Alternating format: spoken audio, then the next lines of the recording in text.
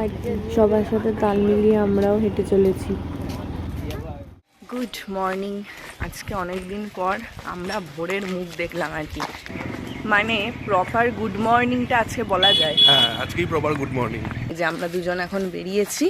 হ্যাঁ, আমরা এখন চলেছি কল্যাণী। হ্যাঁ, আমরা এখন যাচ্ছি কল্যাণীতে, আমরা যাচ্ছি এমসে। বাবার আজকে রিপোর্টের রিভিউ রয়েছে, তো আজকেই ডেট পড়েছিল, সেই জন্য এখন বেরোলাম। এখন বেশ কুয়াশা আছে, অতটা ঠান্ডা নেই, বাট তবু ফর সেফটি একদম মুড়ে ঠুড়েই আমরা চলেছি আর কি। আর একে দেখো, স্টাইলটা দেখো, মাফলার গলায়, মাথায় নেই। আমার মাথায় দিতে ভালো লাগে না।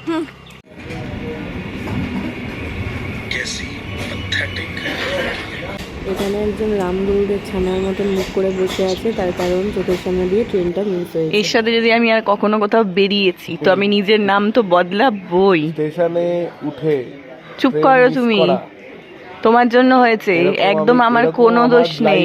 প্রথম কি আর বলবো, কিছু বলার নেই। এর সাথে আমার আসাটাই অপরাধ হয়েছে। নেমে গেছি এই যে এখানে অটো স্ট্যান্ড, এখান থেকে অটো ধরে সোজা এমসের সামনে নামবো।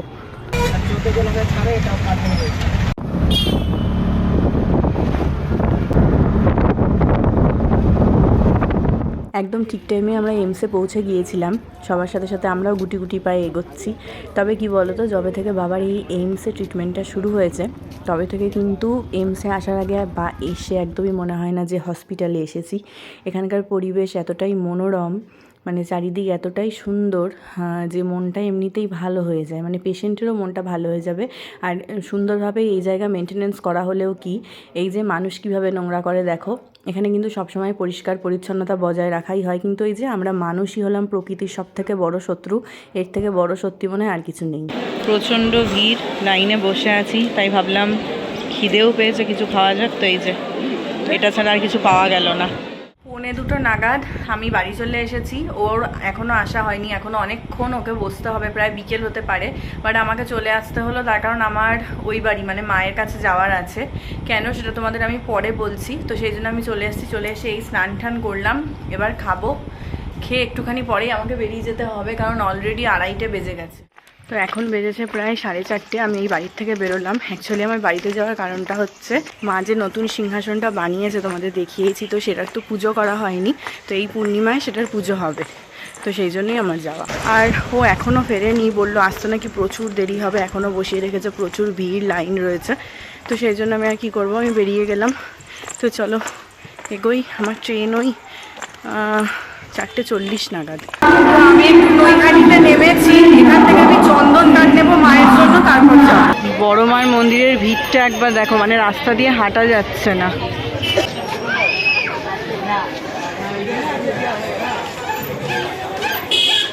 এখানে যে কালীগঙ্গা স্টোর্স আছে, এখান থেকেই আমরা চন্দন কাঠটা কিনি, কিন্তু দোকানটা তো দেখতেই পাচ্ছি না, পুরো চেঞ্জ হয়ে গেছে এই নৈহাটির ফেরিঘাটটা। ওই যে খুঁজে পেয়েছি, কালীগঙ্গা স্টোর্স দেখা যাচ্ছে, চলো যাই। ওই আরেকটা যেটা ছিল,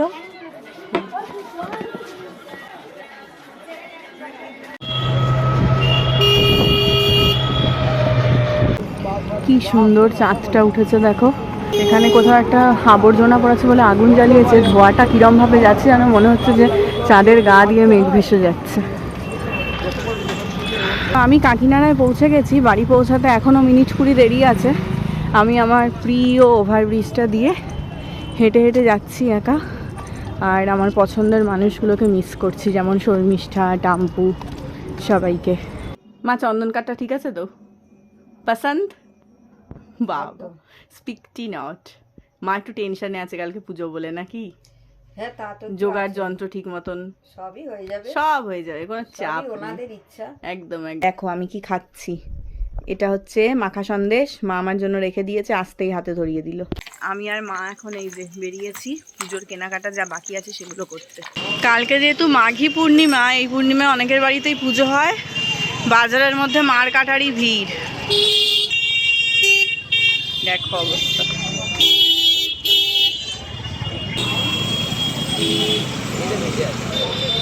ভালো আছে মালাগুলো, নেবে? দেখি কেমন আবার।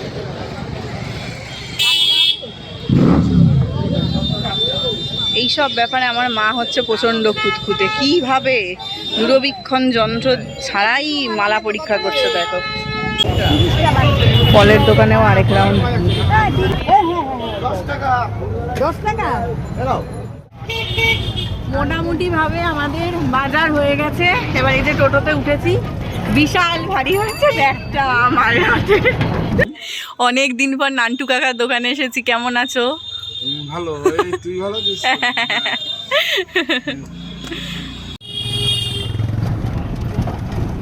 এখানে মা আমার আর মায়ের চা বানিয়ে নিয়ে এসছে। কি ব্যাপার, বাবা চা খাবে না? আগে চা আমি নিজে বানিয়েছি, একদম ফার্স্ট ক্লাস। তাই নাকি? সেইবারের মতো না তো ছাপিয়ে পড়ে যাচ্ছিল। চা যা হয়েছে না কি জানি, আমরা তো আর চোখে দেখিনি, খেয়েও দেখিনি, বলো মা? নিজে চা বানিয়ে নিজেই বলতে ভালো খেতে। না, আজকে নাকি অসাধারণ বানিয়েছে। চিয়ার্স। অনেক কম এনেছি বল।